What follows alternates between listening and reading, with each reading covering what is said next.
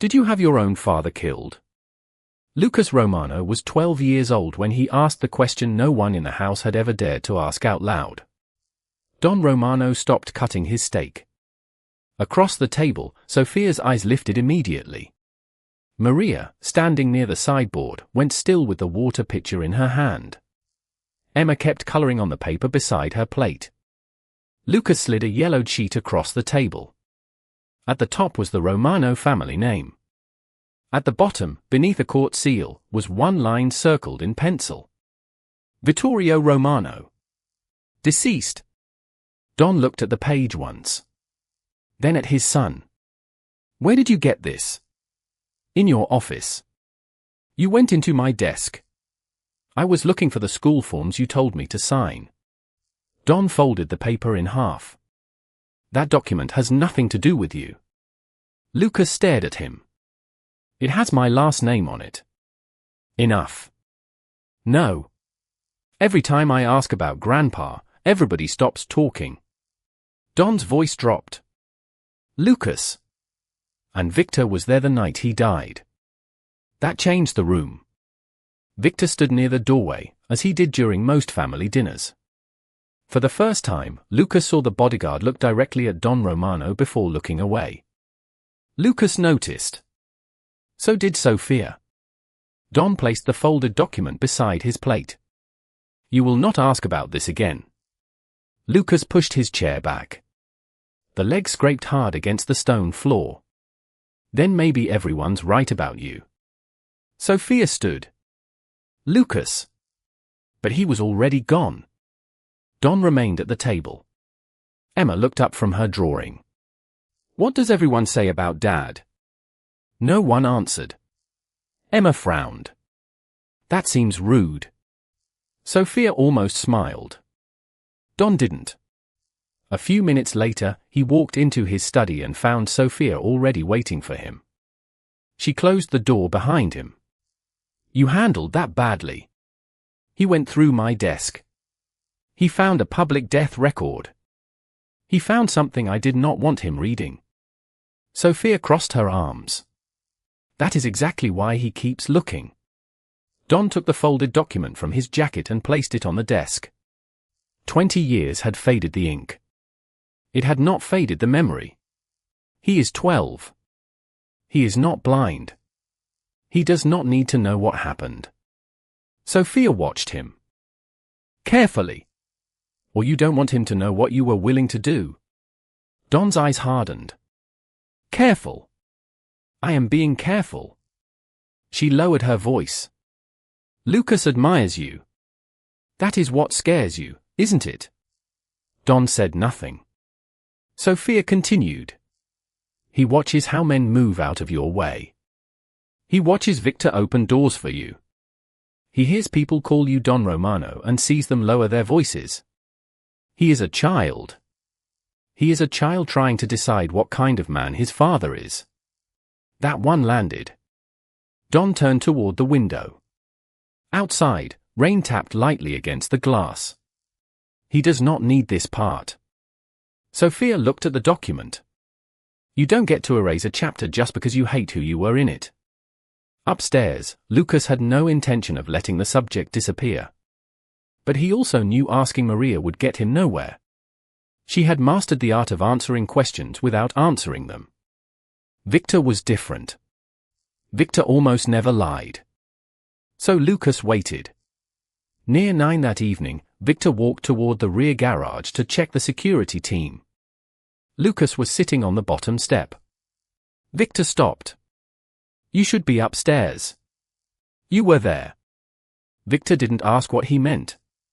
That night my grandfather died. Victor's face gave Lucas nothing. But he didn't walk away. Lucas stood. Dad looked at you when I said it. That does not mean anything. It means something. Victor glanced toward the hallway. Go to bed, Lucas. Did my dad kill him? No, Lucas froze. Victor immediately regretted the answer. Not because it was false. Because it was true. Lucas stepped closer. So why won't he say that? Victor's jaw tightened. That question belongs to your father. He won't answer me. Then there is a reason.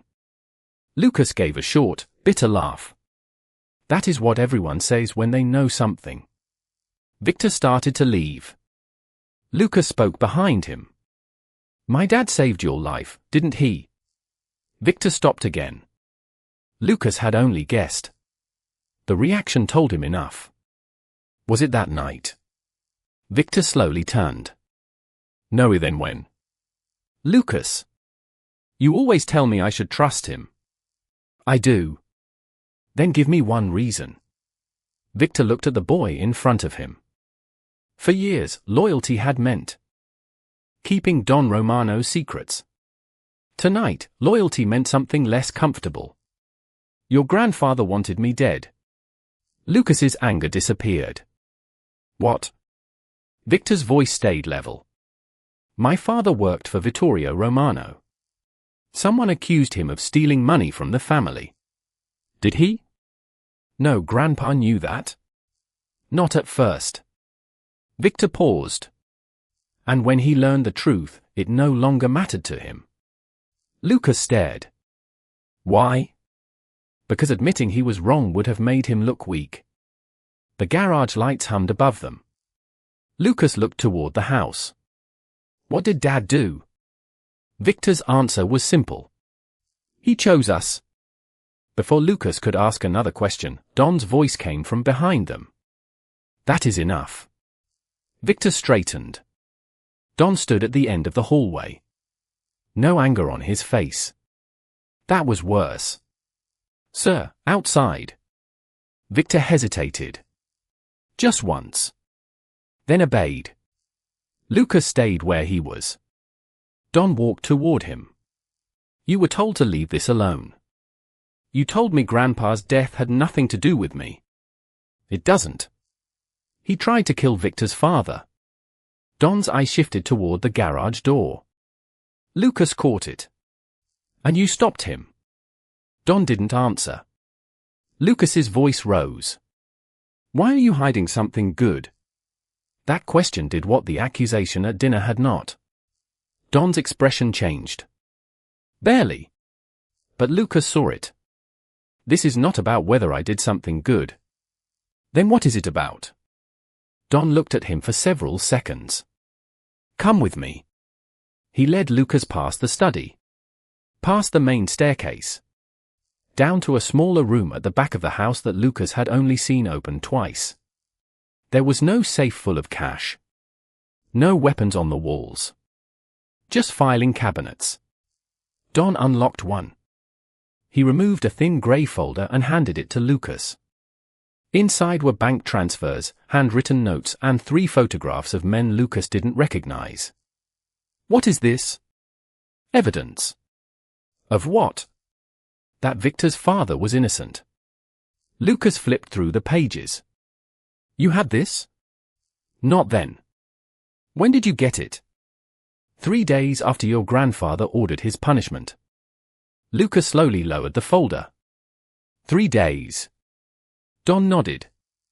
So what happened during those 3 days? There it was. The part Don had spent 12 years making sure his children never had to see. He took the folder from Lucas. Your grandfather gave me a choice.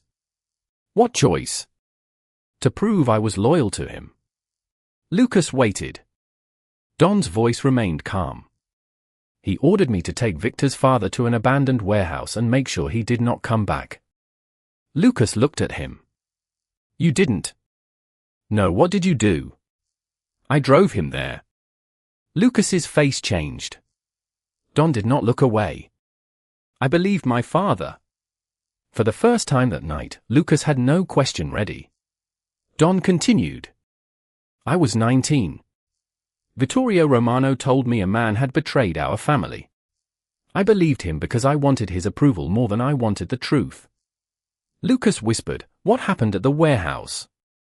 I saw Victor. Lucas frowned. He was there.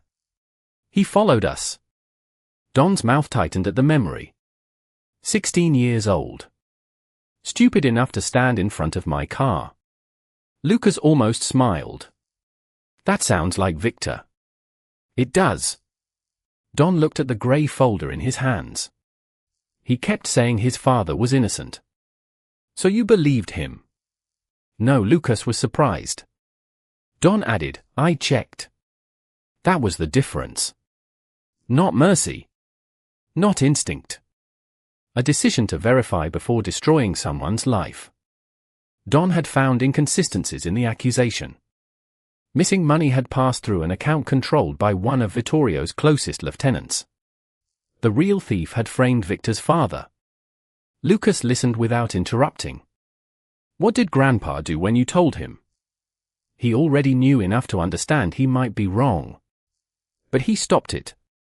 No, Lucas's face tightened. He said the order had been given. Reversing it would make the family look weak. The rain outside had grown heavier. Lucas looked down at the papers. So you let Victor's father go? Yes. And Grandpa never forgave you? No, Lucas hesitated. Did he die because of that? Don shook his head. 3 years later, one of his own allies turned against him. Were you there? No, Victor? No, Lucas exhaled. The mystery should have ended there. Instead, his eyes dropped to the final page in the folder. A handwritten statement. He read the signature. Then looked up. Dad. Don already knew what he had found. This says you confessed to helping Victor's father escape. Yes. You could have denied it. Yes. Why didn't you? Don took the page back. Because Victor was 16. Lucas waited. If I denied it, my father would have blamed him. That answer hurt more than anything else Lucas had heard. Not because it made Don Romano frightening. Because it made him suddenly human. Lucas sat down on the edge of an old wooden bench. You thought Grandpa might kill you. Don closed the folder. I knew it was possible. And you still admitted it. Yes. Lucas stared at him. Why have you never told me any of this? Don remained standing. Because you look at me the way I once looked at him. Lucas swallowed. I'm not scared of you. I know. That's bad. No, Don sat beside him. It is dangerous for a boy to confuse fear with respect. Lucas looked away. Don continued. I spent years believing my father was powerful because no one challenged him. And then? I learned they did not challenge him because they were waiting for him to fall. Lucas thought about the people at the gates. The bodyguards. The men who called his father sir. Do people fear you? Yes. Don didn't soften it. Lucas turned toward him. Do you want me to? No, the answer came immediately. Something in Lucas finally loosened. The door opened a few inches. Emma peeked inside. Mom said I'm not supposed to interrupt. Don looked at her. Yet here you are. I needed Lucas. For what? Emma held up a sheet of paper. I spelled rhinoceros wrong. Lucas laughed. You came all the way downstairs for that. You know how to spell it. I'm in the middle of something. Emma looked at Don. Is it mafia stuff? Don closed his eyes for half a second. Lucas burst out laughing. Even Don's mouth twitched. No, Lucas said, standing. It's family stuff. Emma considered that. Okay. Family stuff takes longer. She disappeared into the hallway. Lucas reached the door, then stopped. Dad. Don looked up. If I ask about Grandpa again someday, are you going to shut me down? Don considered his answer. Depends what you ask. Lucas smiled faintly. That's not a no. No. Lucas left. Don stayed in the room a moment longer. When he stepped into the hallway, Victor was waiting at the far end. Don walked toward him. Victor's posture stiffened. I should not have told him. No, I apologize. Don stopped beside him. You told him the truth. Victor looked surprised. Don glanced toward the stairs, where Lucas was correcting Emma's spelling while she argued that rhinoceroses should be easier to spell. He was going to find it eventually. Victor nodded. Then Don handed him the gray folder. Put this back. Victor took it. Don walked 3 steps away before Victor spoke. Don. He turned. Your father would have burned those records. Don looked at the folder. I'm not my father. No, Victor paused. You aren't. Later that night, Lucas returned to his bedroom and found something on his desk. Not a secret note. Not an old photograph. The folded death record he had taken from Don's office. On top of it sat a black pen. Nothing else. Lucas opened the document. Beside Vittorio Romano's name, Don had written 6 words. Ask me when you want the truth. Lucas read the sentence twice. Then he opened his desk drawer, placed the record inside, and closed it. This time, he didn't feel the need to hide it.